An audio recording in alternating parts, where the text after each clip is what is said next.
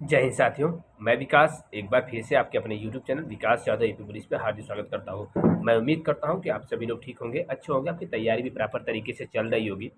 जैसा कि हम सभी साथी जानते हैं, यूपी एसआई, यूपी कांस्टेबल दोनों वैकेंसीज अपकमिंग में है। कभी भी नोटिफिकेशन अपडेट हो सकता है और जिसको लेकर के मेरे सभी भाई तैयारियाँ कर रहे हैं और आप सभी लोगों के साथ मैं भी लगा हूँ तैयारी करने में। और प्रयास यही रहता है इस बार कि अच्छा स्कोर हो और पढ़ाई कंटिन्यू रहे। लेकिन होता है कभी कभी डिस्टरबेंस बीच बीच में आती रहती हैं, कुछ ऐसी चीज़ें होती हैं जहाँ की पढ़ाई थोड़े से ब्रेक होते हैं कुछ समय के लिए। लेकिन फिर भी आपको जब स्टार्ट करिए तो बिल्कुल नए एनर्जी के साथ, बिल्कुल तरीके से अकॉर्डिंग टू सिलेबस आपको तैयारी करनी है बेहतर तरीके से। और हमें लगातार मॉक टेस्ट अटेम्प्ट करते रहना है।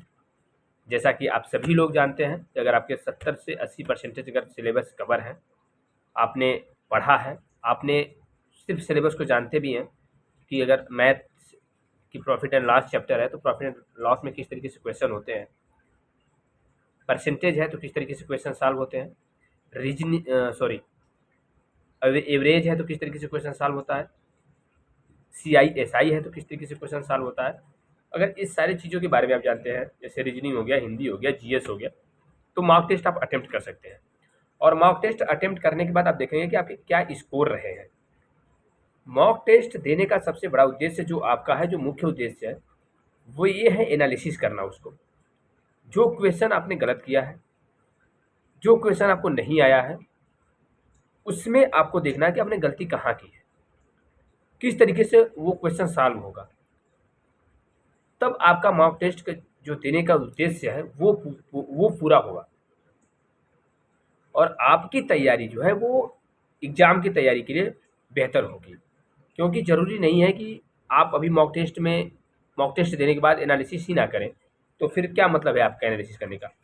तब तो फिर जो क्वेश्चन नहीं आया आपको, फिर वो क्वेश्चन तो रह ही गया, वो क्वेश्चन तो आपको आया नहीं और आपने एनालिसिस भी नहीं किया, तब तो और नहीं वो क्वेश्चन आपको आया और दोबारा उस टाइप का अगर क्वेश्चन आएगा तब भी आप नहीं कर पाएंगे। इसलिए मॉक टेस्ट देने का सबसे बड़ा उद्देश्य है कि आपको मॉक टेस्ट एनालिसिस करना, ठीक है? तो मैंने जैसा कि रोजगार विद अंकित सर का मॉक टेस्ट अटेम्प्ट किया था, उसमें मेरे 121 क्वेश्चन सही थे, ठीक है, 160 में से। और लगभग 20,000 में लगभग 19 से 20,000 लड़कों मेरे सभी साथियों ने अटेम्प्ट किया था, जिसमें से 5,000 के आसपास मेरे रैंक भी रहे हैं। सॉरी, जबकि ये मेरे 130 क्वेश्चन होने चाहिए थे। अभी मेरे 8-10 क्वेश्चन, 12 क्वेश्चन कम है, जो मैं प्रयास कर रहा हूँ इम्प्रूव करने का कि मेरे 130 प्लस क्वेश्चन पहुँचे, ठीक है।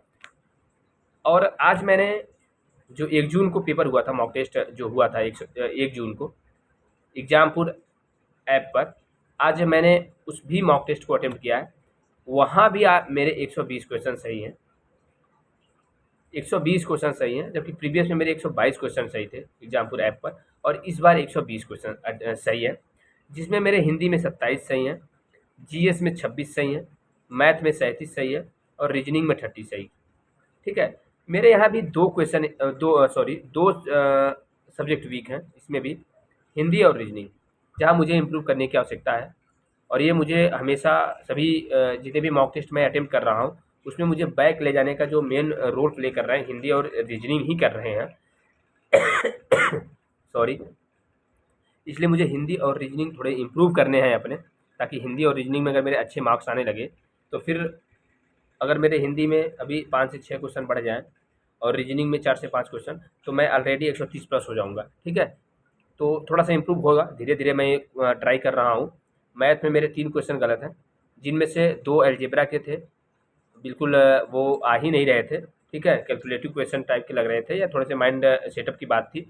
और एक डिस्काउंट का क्वेश्चन था, जो कि मैंने कैलकुलेशन मिस्टेक था उसमें, थोड़ी-सी लेंदी क्वेश्चन था, इसलिए कैलकुलेशन मिस्टेक की वजह से हुआ है, नहीं तो 38 क्वेश्चन सही होने चाहिए थे, जबकि वो प्रॉफिट और लॉस के सॉरी डिस्काउंट के क्वेश्चन वो गलत नहीं होने चाहिए थे, ठीक है।